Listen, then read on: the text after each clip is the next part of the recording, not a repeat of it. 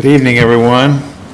Welcome to the Tuesday, July the 6th, board meeting, or the Board of Zoning Appeals meeting. Could we have roll call, please? Mark Vanneman. Here. Chad Kiger. Here. Bruce Pelly. Here. Ron Edwards. Here. Lori Gross. Here. Okay, everybody's here.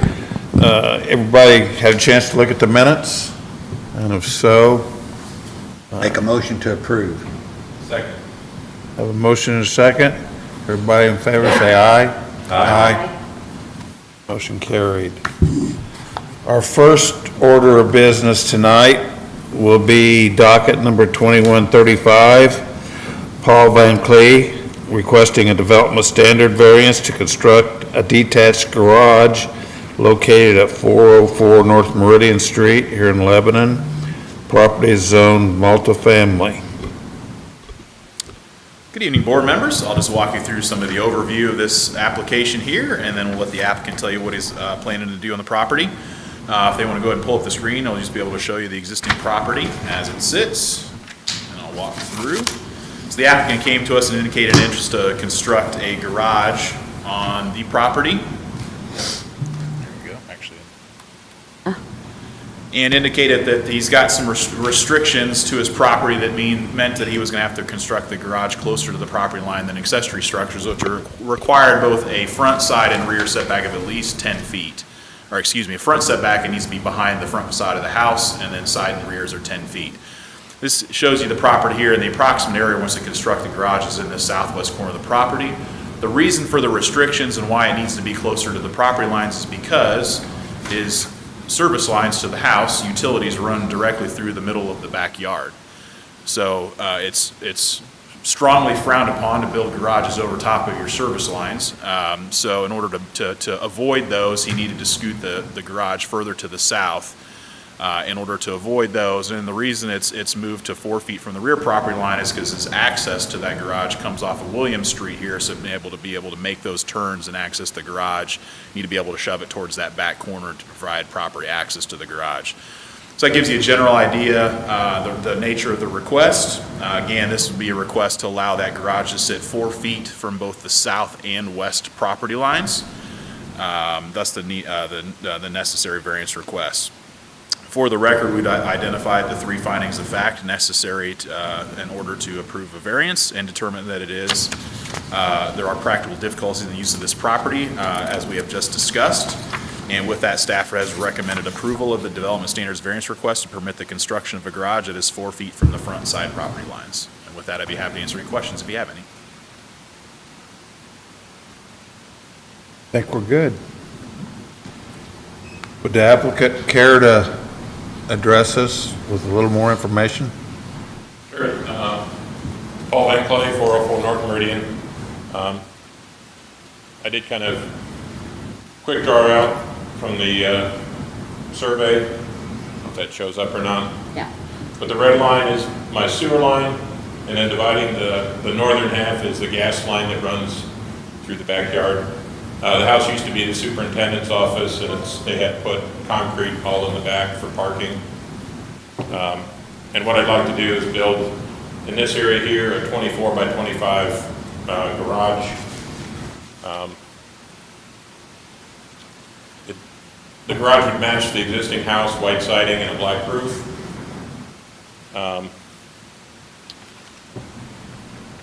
The access would be from William Street. There'd be no access from the alley.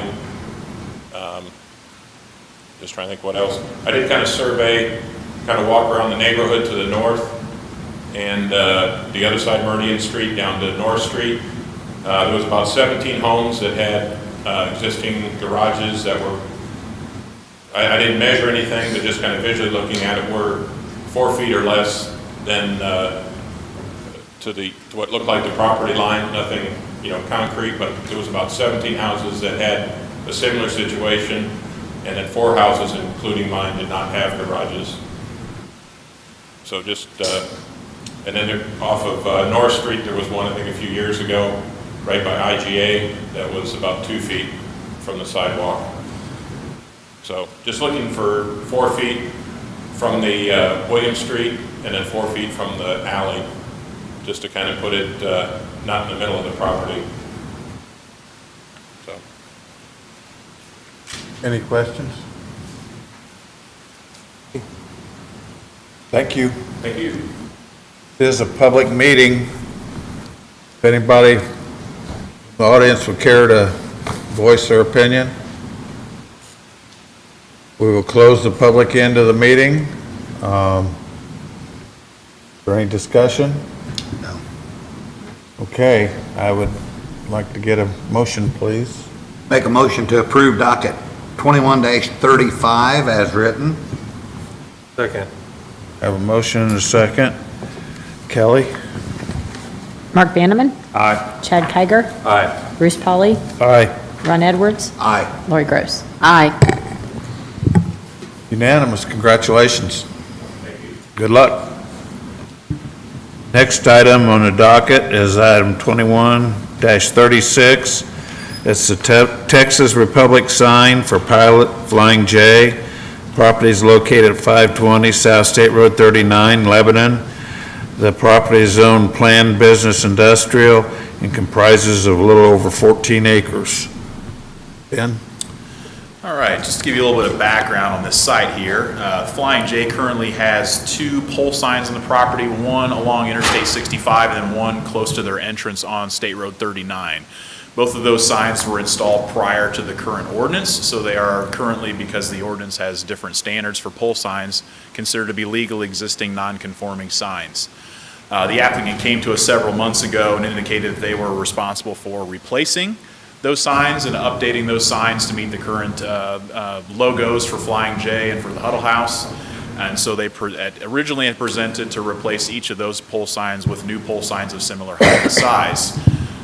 We had indicated to them that we had a new process in place with a new UDO, and by removing the existing signs, they had to go through the new process, and that's twofold here in this case. One is a conditional use application, which is actually the next item on your agenda. And two, the reason for this variance request is they wanted to maintain a similar height and size along Interstate 65 to what they have now. The existing sign is about 78 feet tall, and it's a little over 600 square feet, if I'm not mistaken. Let me find that exact number for you.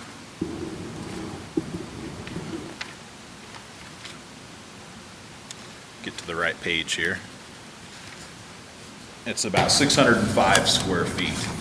So the sign they're proposing is slightly taller, and the applicant will show you some images here in a second, and in fact, I can pull them up for you.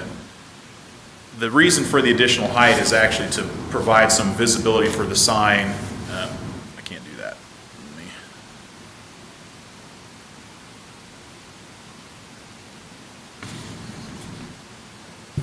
By adding the Lebanon sign along the interstate, it actually reduced some of the visibility. So this kind of gives you an idea if you're heading northbound on 65. This is the proposed sign. Gives you a little, let me zoom in a little bit. Gives you an idea based on the proposed size what the visibility is for those coming northbound. So that additional 12 feet in height from their existing gives them better visibility for along the interstate for those traveling northbound towards the exit. Certainly, once you can get some visibility there with that additional height. So what we talked about with the applicant then is we needed to get the signs a little bit more conforming than they are now. So they were originally proposing 2 large pole signs similar to they had now, and I said, what can we do about the sign on State Road 39 to get that more in compliance? So they went back and looked at options, and then actually came back and said the Flying J, their client, would go ahead and just remove the non-conforming sign on State Road 32 entirely and not replace it in exchange for the pole sign that they're proposing here on Interstate 65. So that by eliminating that second pole sign, that gets us more in compliance. Typically would only permit each site to have 1 pole sign initially. So this allows them then to have the 1 pole sign that gives them a little bit additional height with some visibility on the interstate, where visibility would be restricted if they were down at the 60 feet height, but then they're removing the other non-conforming sign. Another thing to note, and this is a multi-tenant sign. It has 2 tenants on it. In our ordinance, though, by definition, in order to qualify as a multi-tenant sign, you have to have 3 tenant spaces on it. When you have a multi-tenant sign, you are allowed a 50% increase on the maximum requirements for signs. So if there were a 3rd tenant on here, which there's not, but if there were a 3rd tenant, they would be allowed the 90 square feet or the 90 feet in height. So they are looking for a sign that would allow them the multi-tenant for the 2 tenants that they have here on the site. In essence, their hardship is essentially visibility along the interstate. At a 60-foot height, coming northbound, you barely see the sign at all. So in order to get them the visibility they need along the interstate, that 90 feet height allows them to do that. In exchange, then they're removing the other non-conforming pole sign along State Road 35, or State Road 39, excuse me. With that, then, we have identified the 3 criteria that need to be met in order to approve a variance request. And with that, then, the Lebanon Planning Staff recommends approval of the Development Standards variance permit relief from the pole sign height and size requirements, subject to the following condition: that the existing non-conforming pole sign along State Road 39 will be removed prior to the erection of the proposed new pole sign along Interstate 65. So with that, I'd be happy to answer any questions.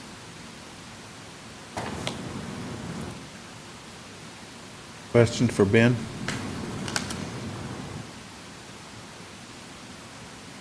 Thank you, sir. Would the applicant step forward and tell us a little bit about it? Michael Everett. I'm with Texas Republic Signs, 2211 Peck Road in Houston, Texas. Well, we first came to the city, and like Ben had stated, we asked for 2 pole signs.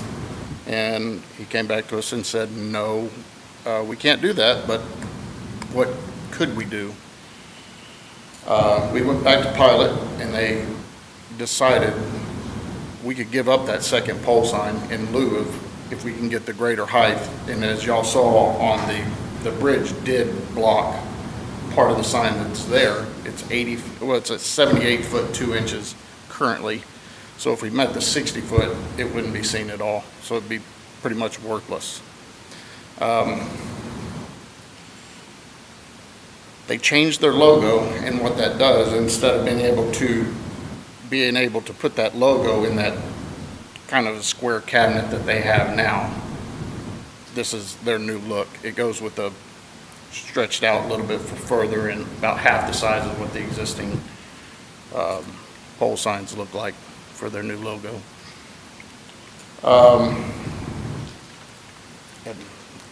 happy to answer any questions you might have. Questions? No. Anybody has any questions? Right. Thank you. very much. Being public meeting, anybody from the audience care to step up and say anything? Okay, we'll close. Actually, I have a question. Wait a minute. I'll close the public end of it. Go ahead. For the applicant, how many panels on this sign? How many faces? The So- pilot, So you'll have Flying J, and you'll have Huddle House, and then they'll have their price sign. okay, so a digital. Yeah, digital price, the same thing that's there now. And actually, the existing one is, like he said, 605 square feet. We're only asking for, I think it's 534. So we're reducing the square footage of what's existing. Okay. Thank you. Thank you. Another thing that the applicant brought, I just wanted to kind of elaborate on a little bit. So for non-conforming signs, if they were able to just replace the panels on the existing sign, they could keep the non-conforming sign. As he mentioned, with the change in their logo, it changes the size of all the panels, so it wasn't an easy one-for-one replacement. Thus, they're replacing the whole thing that makes them have to bring it up to conforming standards. So that's the reason for the variance. If they were able to just replace the panels on the existing sign, they wouldn't even have been here, and they'd already have new signs up there. So that triggered the UDO process that we're in now.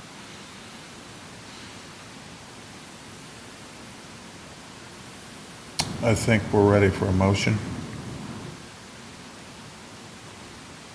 I'll make a motion, docket 2136, to approve the development standard variance request from the pole sign height and size requirements of the UDO, subject to the following condition: that the existing non-conforming pole sign on 39 is removed before erection of the proposed new pole sign. I'll second. Okay, have a motion, and a second. Kelly? Mark Vanneman. Aye. Chad Kiger. Aye. Bruce Pauly. Aye. Ron Edwards. Aye. Lori Gross. Aye. That one passed. Well, now we'll do the other half of it, which is not half of it, I guess, but there's another docket, 2137, property same location at 520 State Road 39, comprised of 14 acres. Ben? Okay, so the second component of this is that all pole signs are required a conditional use approval by the Board of Zoning Appeals, no matter the location. So this kind of cleans up the process and makes sure that the signs that they have moving forward will meet all the conditions of the Unified Development Ordinance. So in addition to the variance, which you just approved, to allow that additional height and size, and now we need to get the conditional use approval in place to allow the sign to be located on the site. So the conditional use conditions are that it be located within 1,000 feet of an interstate interchange, and this proposed pole sign is approximately 350 feet or so from the existing interchange. And then also the height and size requirements of 60 and 200 feet. Thus, we just had the variance was just approved to allow that 90 feet in height and 534 square feet.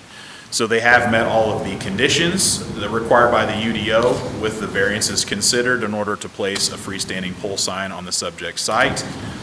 For the record, we have identified the 6 criteria that must be met in order to approve a conditional use.